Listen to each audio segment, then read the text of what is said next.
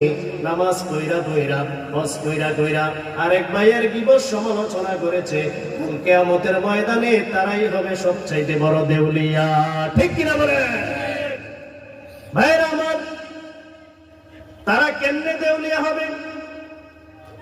আপনি ফজরের নামাজ পড়েছেন, দোকান ফাটের মধ্যে ঠ্যাঙ্গের উপরে ঠ্যাং দিয়ে এক ভাইয়ের গীবত সমালোচনা করতেছেন। আপনি ফজরের নামাজ পড়েছেন, এত কষ্ট করে নামাজ পড়লেন, কিন্তু আপনার এই নামাজের আমল নামা যে ভাইয়ের গীবত করলেন ওই ভাইয়ের অ্যাকাউন্টে যাইয়া যোগ হয়ে যায়। জোরে বলি নাউজুবিল্লাহ। ওই ভাইয়ের অ্যাকাউন্টে যাইয়া যোগ হয়ে যায়।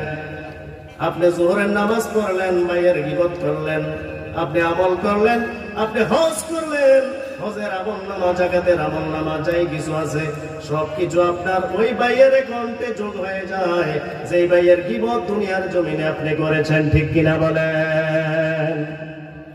এই জন্য ভাইয়ের আমার, কাল কিয়ামতের ময়দানে আপনি বড় নিঃস্ব হয়ে যাবেন, আপনি বড় দেউলিয়া হয়ে যাবেন যদি আপনি আপনার কোন ভাইয়ের সমালোচনা করেন, গীবত করেন, এখানে সেখানে বসে সমালোচনা করেন। এই পৃথিবীর জমিনে এমন কোন পরিবার পরিজন নাই, প্রত্যেকটা সমাজের মধ্যে দেখবেন গীবতের প্রচলন আছে না নাই? মহিলা বউ শাশুড়ির গীবত করে, শাশুড়ি বউয়ের গীবত করে, আছে না নাই?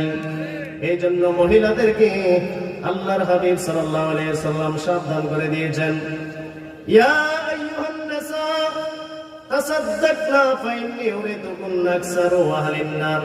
হে নারী সমাজ, তোমরা বেশি বেশি করে দান সদকা করো, কেননা আমি তোমাদের অধিকাংশই জাহান্নামের মধ্যে ঘুরে ঘুরে দেখেছি। মহিলা সমাজ, আমি জাহান্নামের মধ্যে অধিকাংশই নারীদেরকে দেখেছি, এই জন্য তোমরা বেশি বেশি দান সদকা করো।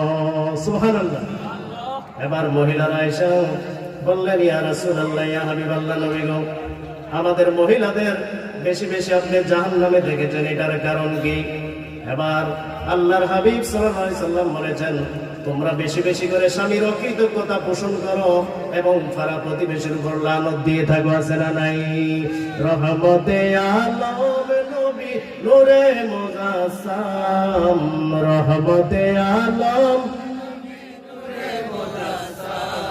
সাহাবীরা আতর বানায় ওই নবীজির গাম। বলুন, সাহাবীরা আতর বানায় ওই নবীজির গাম। রহমতে আলম নবী নূরে মুজাসসাম, রহমতে আলম